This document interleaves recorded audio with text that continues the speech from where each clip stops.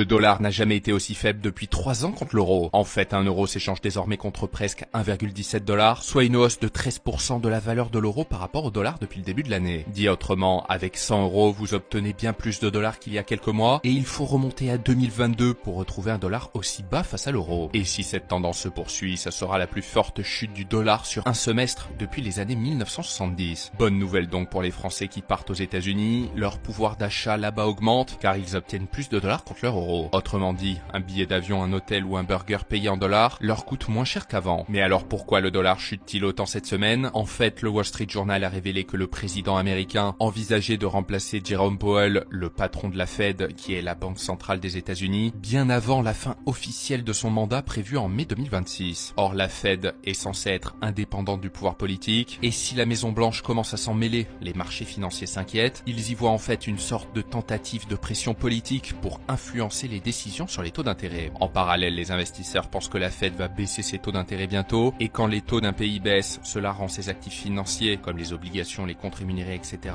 moins rentables, donc moins attirants pour les investisseurs étrangers. Résultat, le dollar se vend donc